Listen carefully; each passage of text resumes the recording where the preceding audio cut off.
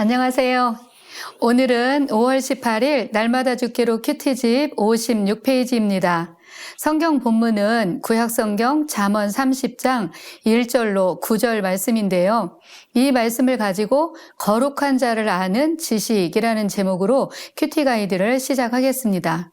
사랑하는 성도 여러분, 오늘 우리가 나누고자 하는 아굴의 잠언은 너무나도 우리에게 필요하고 유익한 하나님의 말씀입니다.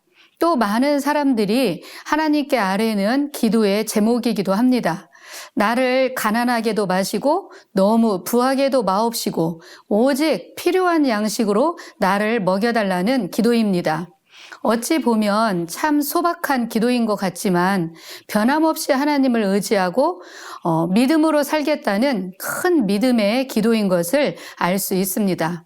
이 잠언은 야게의 아들 아굴이 기록한 것으로 되어 있는데요. 이 야게나 아굴은 집합자라는 말로써 제자들을 모으는 사람이라는 뜻을 내포하고 있습니다. 어떤 학자는 그를 솔로몬이라고 말을 하는 사람도 있지만 그것보다는 역사에 알려지지 않는 지혜의 사람들이라고 보는 것이 더 적당한 견해입니다. 이 지혜자 아굴이 자신을 따르는 제자들 이디엘과 우갈에게 지혜란 무엇인지를 가르쳐 주고 있는데요. 내용 관찰 1번을 보겠습니다. 아굴은 자신을 무엇으로 비유하고 있습니까? 그 이유는 무엇일까요? 2절을 보면 아굴은 자신을 가리켜서 짐승이라고 말을 하고 있습니다. 그 이유는 자신이 죄짓고 방탕하게 살아서가 아니라 자신에게는 사람의 총명이 없고 지혜를 배우지 못했으며 거룩한 자를 아는 지식이 없기 때문이라고 말합니다. 그는 육을 가진 사람의 힘과 능력만으로는 도저히 하나님을 알 수 없고 그런 자신이 저 이성 없는 짐승과 같다고 탄식을 하고 있는 것이지요. 고린도전서 2장 14절에도 보면 육에 속한 사람은 하나님의 성령의 일을 받지 아니하나니 저희에게는 미련하게 보임이요 또 깨닫지도 못하나니 이런 일은 영적으로라야 분변함이니라 라고 했습니다. 거룩하신 하나님 앞에서 자신의 무능함과 무지함, 그것을 철저하게 깨달은 사람으로서의 겸손한 모습인 것을 알 수 있습니다. 두 번째, 아굴은 하나님의 말씀을 어떻게 대하고 있습니까? 5절을 보면 아굴은 하나님의 말씀은 다 순전하다라고 합니다. 여기서 순전하다라는 말씀은 은이나 금을 도가니에 녹여서 불순물이 다 빠진 깨끗한 상태를 가리킵니다. 그런즉 하나님의 말씀은 불순물이 전혀 섞이지 않은 깨끗한 순결한 상태라는 것을 말씀하고 있는 것이지요. 시편 12편 6절에도 보면 여호와의 말씀은 순결함이여 흙도가니에 7번 단련한 은과 같도다라고 했습니다. 아굴은 이렇게 하나님의 말씀이 하나님 자신을 의지하는 모든 자에게 방패가 되어줄 것이라고 합니다.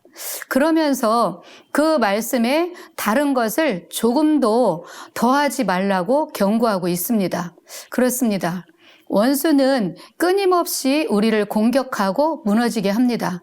그러나 이 순결한 하나님의 말씀이 곧 방패가 되어 우리를 견고하게 지켜주며 보호해 줄 것입니다. 곧 방패 대신 하나님께 피하는 모든 자는 구원을 얻게 됩니다. 세 번째, 아굴이 하나님께 구한 두 가지는 무엇일까요? 첫째는 8절을 보면 헛된 것과 거짓말을 자신에게서 멀리 해달라고 간구합니다. 두 번째는 자신을 가난하게도 하지 말고 너무 부하게도 하지 말아달라고 간구하지요. 오직 필요한 양식으로 먹여달라고 합니다. 아굴이 이런 기도를 드리는 이유는 무엇 때문일까요? 그는 자신이 하나님을 욕되게 하며 하나님을 떠나게 될까 봐 두려워해서입니다.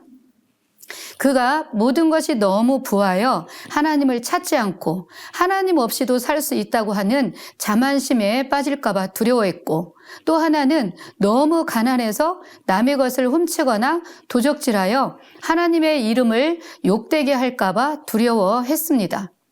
그가 죽기 전에 자신의 이 기도를 꼭 들어달라고 간구한 것은 그 기도를 한두 번 하고 만 것이 아니라 오랫동안 지속하여 하고 있다는 것을 볼 수 있게 됩니다. 또 그 기도가 반드시 응답되기를 원하는 간절함이 묻어 있지요. 이것이 그의 평생 소원이었고 죽기까지 지키고자 했던 믿음이었던 것을 보게 됩니다. 아굴이 이처럼 평생 하나님의 이름을 영광스럽게 하며 그 이름을 위해 살고자 소원을 가졌던 것처럼 우리도 그런 마음 중심으로 사는 것이 필요하다고 봅니다. 네 번째 연구와 묵상입니다.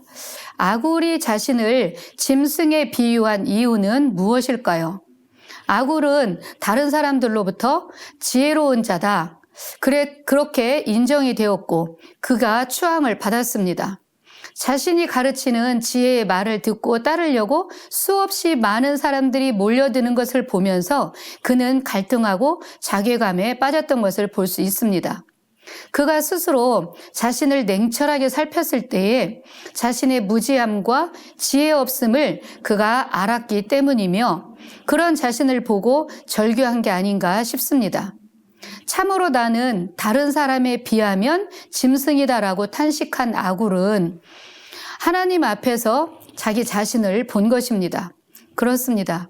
우리가 밝은 빛 가운데 노출되면 자신의 모습이 너무나 선명하게 보여지듯이 하나님 말씀 앞에 서게 되면 자신의 무지함과 무능함, 온전치 못한 모습이 다 보여지게 되지요. 그야말로 자신의 실체를 보게 됩니다. 오죽하면 우리가 믿음의 조상이라고 알고 믿는 아브라함이 자신을 가리켜서 티끌과 같은 나다 라고 했으며 또 위대한 사도 바울도 자신을 가리켜서 만삭되지 못하여 난 자, 죄인 중에 괴수라고 했을까요? 그렇습니다. 우리가 이런 것을 볼 때에 남들이 우리를 어떻게 평가하고 인정하고 따르는가, 그것보다 더 중요한 것이 우리 스스로 하나님 앞에서 내가 어떤 사람인지를 살펴서 낮아지고 겸손하게 행하는 것이 참 지혜임을 알아야 합니다. 다섯 번째, 사랑하는 성도 여러분, 여러분은 자신이 하나님 앞에서 어떤 존재인지 발견한 시간이 있었나요? 우리가 이 시간 자신을 돌아보고 나는 하나님 앞에서 어떠한 존재인지를 겸허하게 살피는 시간이 되었으면 좋겠습니다. 다른 사람이 알고 있는 나 말고 내가 아는 나는 과연 어떤 사람인지를 살핀 후에 겸손하게 하나님을 의지하며 믿음으로 살겠다고 결단하는 시간이 되었으면 좋겠습니다. 감사합니다.